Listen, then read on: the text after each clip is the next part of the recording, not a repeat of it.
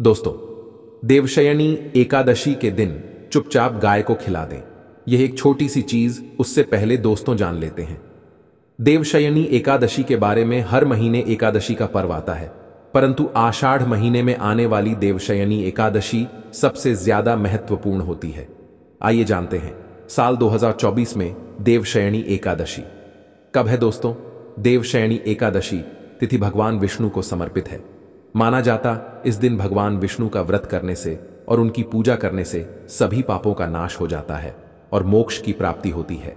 आषाढ़ माह के कृष्ण पक्ष की देवशयनी एकादशी और शुक्ल पक्ष की देवशयनी एकादशी दोनों ही बहुत महत्वपूर्ण मानी जाती है। आषाढ़ माह में गर्मी चरम पर होती है और एकादशी में 24 घंटे व्रत किया जाता है, जो बहुत कठिन होता है। आइए जानते हैं इस साल देवशयनी एकादशी 2024 की डेट, पूजा, मुहूर्त और क्यों किया जाता है। यह व्रत आषाढ़ माह के शुक्ल पक्ष की एकादशी तिथि की शुरुआत। पंचांग के अनुसार आषाढ़ माह के कृष्ण पक्ष की एकादशी तिथि की शुरुआत। पंचांग के अनुसार आषाढ़ शुक्ल एकादशी की तिथि की शुरुआत 16 जुलाई रात 8:32 से होगी, वहीं जिसका अंत 17 जुलाई रात 9:01 पर होगा। इसलिए उदया अतिथि को ध्यान में रखते हुए एकादशी का व्रत 17 जुलाई को रखा जाना ही शुभ रहेगा। इस देवशयनी एकादशी का क्या महत्व होता है दोस्तों? अपार शब्द का अर्थ होता है असीमित, यानी कि देवशयनी एकादशी का व्रत करने वालों को असीमित सुख और धन की प्राप्ति होती है। इसी कारण इसे एकादशी कहा जाता है। इतना ही नहीं, दशी को असीमित लाभ देने वाली एकादशी भी कहा जाता है। देवशयनी एकादशी समस्त पापों से मुक्ति दिलाने वाली एकादशी में से एक मानी जाती है। ऐसी मान्यता है कि इस व्रत को करने से पापों का अंत होता है। इतना ही नहीं, व्यक्ति को कई तरह के रोग, दोष और आर्थिक समस्याओं से भी छुटकारा मिलता है और अक्षय पुण्य की प्राप्ति होती है। पांडवों ने श्री कृष्ण के मार्गदर्शन में इस व्रत को करके महाभारत युद्ध में विजय प्राप्त की थी। दोस्तों, देवशयनी एकादशी के दिन स्वर्ग का दरवाजा खुल जाता है। इसीलिए इस दिन किया गया दान पुण्य अन्य दिनों में किए गए दान पुण्य से अधिक फलदा होता है। वास्तव में 17 जुलाई देवशयनी एकादशी के दिन अगर आप यह उपाय कर लेते हो तो यकीनन आप पर मां लक्ष्मी की कृपा होगी और आप धनवान बन जाओगे। आप धनवान ना बने तो मुझे बताना दोस्तों, बस जो उपाय आपको बताया जाए वह उपाय लेना। चलिए जानते हैं। एकादशी के दिन चुपचाप गाय को खिला दें। यह एक छोटी सी चीज, रोड़पति भी होंगे, करोड़पति मिलेंगे। सभी संकट और कष्टों से मुक्ति, मृत्युदंड, पितृदोष तुरंत होगा खत्म। पूरे साल आपके भरे रहेंगे। अन्न धन के भंडार यूं कहे कि आपकी 7 पुश्ते तक करेंगे। रुपयों पैसों पर राज्य दोस्तों, 7 पीढ़ियों तक बैंक बैलेंस बढ़ता चला जाएगा। सभी भी दुख, दर्द, संकट, कष्ट होंगे दूर हो और सभी सुख आपके कदमों में आ जाएंगे। आपके सभी सुख आपके कदम चूमेगी। अगर आप यह एक छोटी और खास चीज चुपचाप गाय को खिला देते हैं तो तत्काल गरीबी आपके जीवन से खत्म हो जाएगी। यूं कहे व्यक्ति रंग से राजा बन जाता है और 33 कोटि देवी देवताओं को धारण करने वाली गौ माता की भी कृपा व्यक्ति पर आजीवन बरसती है। व्यक्ति के घर में कभी भी अनंत धन वस्त्र कमी नहीं होती है। धन के भंडार व्यक्ति के घर में भरे रहते हैं। व्यक्ति के जीवन से काल गरीबी खत्म हो जाती है। तो दोस्तों, कौन कौन से वे गाय से जुड़े खास और महत्वपूर्ण उपाय हैं जिन्हें अगर आप एकादशी के दिन कर लेते हैं तो दोस्तों यकीन मानिए आपके घर में अन्न धन के भंडार सदैव भरे रहेंगे। जो भी जीवन के दुख, दर्द, संकट, कष्ट हैं वह सभी दूर हो जाएंगे। इस वीडियो में हम आपको उसी एक खास और महत्वपूर्ण चीज के बारे में बताएंगे, क्योंकि आपको एकादशी के दिन गाय को जरूर खिलानी है। तो दोस्तों, फायदे के लिए पूरा वीडियो देखना। अगर आज की इस वीडियो को अपने बीच बीच में से देखा, काट काट कर देखा, तो यकीन मानिए जीवन में आपको कभी सफलता हासिल भी नहीं होगी, क्योंकि इस वीडियो में आपको कुछ ऐसे उपाय गाय से जुड़े बताने वाले हैं जिन्हें करने से आपके जीवन के जो भी दुख, दर्द, संकट है या कामयाबी होने में कोई बाधाएं आ रही, सभी से छुटकारा मिलने वाला है। यूं कहे कि आपके जीवन में अपार धन, सुख, संपत्ति की प्राप्ति हो जाएगी। कभी भी धन से संबंधित परेशानी नहीं रहेगी। आर्थिक स्थिति आपकी प्रबल हो जाएगी। धन प्राप्ति के योग्य बन जाएंगे और जीवन में सदैव अनंत धन के भंडार आपके घर में भरे रहेंगे। अनंत धन वस्त्र कभी कमी नहीं होगी आपके घर में। तो दोस्तों, आज का वीडियो पूरा देखकर जाना। अगर आप चाहते हैं आप और आपके परिवार पर सदैव गौ माता की कृपा से, आपके पितरों की कृपा से, देवी देवताओं की कृपा से, तो दोस्तों वीडियो को देखकर जाना। बहुत ही फायदेमंद वीडियो है। पूरे 50 सालों के बाद ऐसे दुर्लभ संयोग है, तो पूरा वीडियो देखकर जाना। अगर आप लाभ हासिल करना चाहते हैं और 7 पीढ़ियों तक कभी कोई किसी तरह की कमी ना हो, यह फल चाहते हैं, तो वीडियो को पूरा देखकर जाना। बहुत ही लाभप्रद वीडियो है आपके लिए। दोस्तों, वीडियो को आगे शुरू करें उससे पहले आपसे रिक्वेस्ट करते हैं कि इस वीडियो को लाइक कर दें, चैनल को सब्सक्राइब कर देना और कमेंट बॉक्स में सच्चे दिल से जय गौ माता लिख देना, जिससे माता की कृपा आपके और आपके परिवार के ऊपर सदैव बरसती रहे। और ज्यादा से ज्यादा वीडियो को शेयर जरूर करना, ताकि और लोग भी इस वीडियो के माध्यम से लाभ हासिल कर सके। इन उपायों को करने से अपने जीवन में सदैव धन सुख संपत्ति की प्राप्ति कर सके। तो शेयर करना ना भूले इस वीडियो को, जिससे और लोगों का भी भला हो। आपको बता दें, इस दिन तीर्थ स्नान करना बहुत ही फलदायी समझा गया। अगर कहीं तीर्थ स्थान पर पवित्र नदी में स्नान करना संभव ना हो, तो आप क्या करें, घर पर ही नहाने वाले पानी में गंगा जल की कुछ बूंदें डालकर स्नान कर लें। और साथ ही साथ अगर आप स्नान आदि से निवृत्त हो जाएं, सर्वप्रथम तो अपने घर के पूजा स्थान को साफ कर वहां पूजा पाठ करें और दान जरूर करें। और इस एकादशी के दिन दान करने से सभी मनोकामनाएं पूर्ण हो जाती हैं। एकादशी के दिन कर पूर्वजों की पूजन के लिए बहुत ही शुभ फलदायी समझा गया है। आपको बता दें, इस बार जो इस दिन पूजा के साथ साथ सूर्य देव की पूजा जरूर करनी चाहिए। आपको बता दें कि इस दिन अगर सूर्य नारायण की पूजा करते हैं तो आपके ग्रह जनित दोष भी दूर हो जाता है। व्यक्ति के जीवन में धन सुख संपत्ति की प्राप्ति हो जाती है। समस्त मनोकामना व्यक्ति की पूर्ण हो जाती है। और दोस्तों, साथ ही साथ अब बात करें आपको उस दिन, मतलब ये जो एकादशी के दिन है, इस दिन आपको एक उपाय तो जरूर करना है। गाय का उपाय बताने से पहले एक उपाय आपको बता दें, इस उपाय को जरूर दूर करें। क्या करें कि शाम के समय पीपल के पेड़ के नीचे आपको सरसों का चौमुखी दीपक, आटे का दीपक बनाना है। चौमुखी, उसमें आपको कलावे की बाती लगाकर सरसों के तेल का दीपक जला देना है और बीच में 2 साबुत फूल वाले लौंग भी डाल दें। फिर देखिए कैसे चमत्कार आपके जीवन में होता है। शाम के समय लेकर उसे छोड़ें। मनोकामना मांगकर दोस्तों, 11 दिनों के अंदर आपकी वह मनोकामना पूर्ण ना हो जाए तो हमें बता दो। देना बहुत ही प्रभावशाली उपाय बताया मैंने आपको, बहुत ही दुर्लभ से दुर्लभ है। इस बार नए वर्ष के उपाय को जरूर करें। यह उपाय जो है बहुत ही आपको लाभ देगा।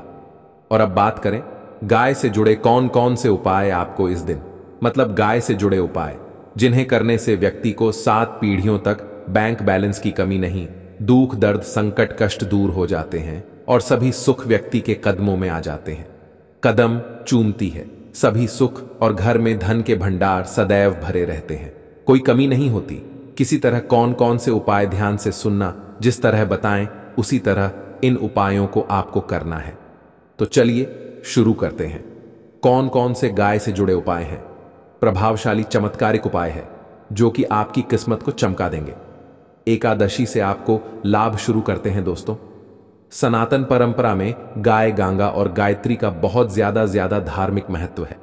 मान्यता है कि गौ माता के शरीर पर 3 कोटि देवी देवताओं का वास होता है। गौ माता की पूजा करने वाले जातक पर इन सभी देवी देवताओं की कृपा बरसती है। गौ सेवा से न सिर्फ इस जन्म के बल्कि पूर्व के भी दोष दूर हो जाते हैं। गाय से हासिल पंचगव्य का उपयोग जरूर शामिल करें, क्योंकि पंचम गव्य के बिना कोई भी पूजा पाठ और हवन सफल नहीं होता। या दोस्तों, गौ कृपा पाने के लिए प्रतिदिन, सप्ताह अथवा महीने में परिवार समेत एक बार गौशाला जाने का नियम जरूर बनाएं और वहां गायों को हरा चारा जरूर खिलाएं। इससे आपको शुभ फलों की प्राप्ति होगी और साथ ही साथ गौ सेवा और गौ पूजा से 9 ग्रह शांत हो जाते हैं और इनसे जुड़े दोषों का निदान हो जाता है। गर्मियों में गौ माता को पानी पिलाए और सर्दी में गौ माता को गुड़ जरूर खिलाए। ध्यान रखें कि गर्मियों में गाय को गुधिया। अनेक देवी देवता को अपने नए शरीर पर धारण करने वाली गौ माता जुड़े कई शुभ और अशुभ संकेत भी होते हैं। मसलन गाय का दूध धोते समय अगर गाय ठोकर मार दे और सारा दूध बिखर जाए तो अब शगुन होता है।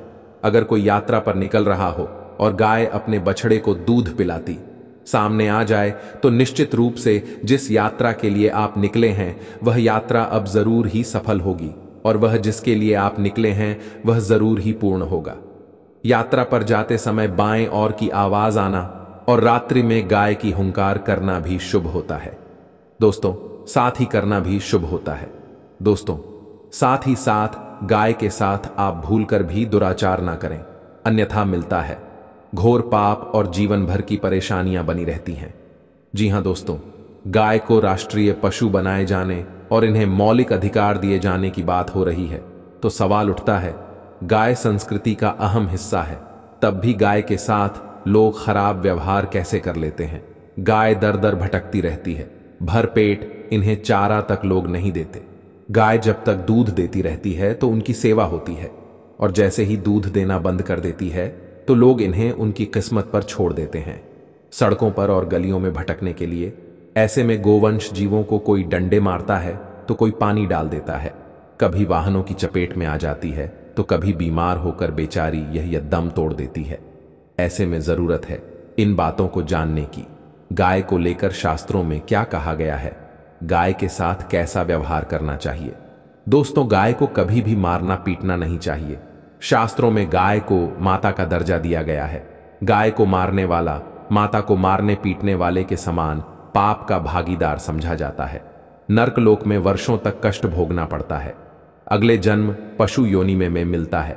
कथा है कि गौतम मुनि ने गलती से गाय को डा मार दिया था, जिससे गाय की मृत्यु हो गई थी और इस पाप से लिए इन्हें वर्षों तक तपस्या करनी पड़ी। भगवान श्री कृष्णा जी ने बैल स्वरूप में आए वृद्धाश्रम का वध कर दिया था, जिससे मुक्ति के लिए भगवान श्री कृष्ण को संपूर्ण तीर्थों को एक कुंड में बुलाना पड़ा और इस कुंड में स्नान से वह पाप मुक्त हो गए थे। दोस्तों, साथ ही साथ पानी पी रही गाय को खेलते हैं तो घोर पाप के भागी बनकर नरक भोगते हैं, ऐसा पुराणों में बताया गया है। जबकि जो लोग गाय के लिए प्याऊ और चार बनवाते वह महाभाग्यवान होते हैं। ऐसे लोग घोर पाप से मुक्त होकर स्वर्ग पा जाते हैं और बड़े ही धनवान कुल में जन्म लेकर सुख भोगते हैं। और साथ ही साथ आराम कर रही गाय को कष्ट देकर कभी भी उठाना नहीं चाहिए। कहते हैं कि जिस स्थान पर गाय बैठी है वहां से नकारात्मक ऊर्जा खत्म हो जाती। गाय के बैठने की जगह को जो लोग नियमित साफ रखते हैं वह जन्म में किए गए जाने अनजाने में पापों से मुक्ति हो जाती और गोलोलोक में स्थान पाते हैं। गाय को डंडा मारकर उठाना, पानी डालकर उठाने से मनुष्य पाप का भागी बनता है और अगले जन्म में उसे दर दर भटकना पड़ता है। और साथ ही साथ शास्त्रों में बताया गया है कि गाय का दूध उसके बछड़े के लिए होता है। गाय के बछड़े से बचा हुआ दूध ही मनुष्य को लेना चाहिए, परंतु कुछ लोग एक बार गाय को दूध लेने बाद फिर से बछड़े के लिए बचा हुआ दूध भी धो लेते हैं। ऐसा करना गौर कहाँ जाता है। ऐसे दूध को धोने वाला और ग्रहण करने वाला दोनों ही पाप के भागी बन जाते हैं। दोस्तों, साथ ही साथ शास्त्रों में कहा गया है कि गोवंश मतलब गाय और बैल के पीठ पर नहीं बैठना चाहिए। इनकी पीठ पर बैठने से महापाप लगता है। ऐसे लोगों को नरक की यातना भोगनी पड़ती है। एकमात्र देव के अंश के उत्पन्न नंदी ही गोवंश है, जिस पर स्वयं महादेव और महादेवी सवारी करती है, क्योंकि नंदी ने स्वयं होनी इच्छा से महादेवी की सवारी बनना स्वीकार किया था। और साथ ही साथ शास्त्रों में गाय के दान को बहुत ही महत्व दिया गया है, परंतु ऐसी गाय का दान कभी नहीं करना चाहिए जो बूढ़ी और बीमार हो। कठोपनिषद में नचिकेता की कथा भी इस संदर्भ में है कि जिस नचिकेता ने पिता द्वारा बूढ़ी गाय को दान करने पर आपत्ति जताई थी, दूध देने वाली और बछड़े सहित जो लोग का दान करते हैं वह महान पुण्य को हासिल कर स्वर्ग में स्थान पाते हैं। दोस्तों, साथ ही साथ सूर्य चंद्र मंगल शुक्र की युक्ति राहु से हो तो पितृदोष होता है। यह भी मान्यता है कि सूर्य का संबंध पिता से एवं मंगल का संबंध होने के कारण सूर्य अगर शनि राहु या केतु के साथ स्थित हो या दृष्टि संबंधी हो तथा मंगल की युति राहु या केतु से हो तो पितृदोष होता है। इस दोष से जीवन संघर्ष में बन जाता है। अगर पितृदोष हो तो गाय प्रतिदिन या किसी भी एकादशी को या किसी पूर्णिमा के दिन, अमावस्या या किसी भी खास दिन पर रोटी गुड़ चारा खिलाने से पितृदोष खत्म जाता है। साथ ही साथ गाय की पीठ पर जो कुबड़ियां अशुभ शिवलिंग में जा रहे हों और सामने से गौ माता आती हुई दिखाई दे तो गौ माता को अपनी दाहिनी ओर से जाने देना चाहिए। आपकी यात्रा ही सफल होगी और जिस घर में गाय होती है उसमें वास्तु दोष स्वतः ही खत्म हो जाता है। और साथ ही साथ आपको बता दें कि गाय को आप भी रोटी बनाएं, प्रतिदिन ताज़ी रोटी ही बनाएं। गाय को अगर आपने रोटी बनाई है तो कोशिश करें कि उस रोटी को आप तुरंत ही गाय को दे दें। अगर आप उस रोटी को रख दें और उस रोटी को अगले दिन देंगे तो वह रोटी बासी मानी जाएगी।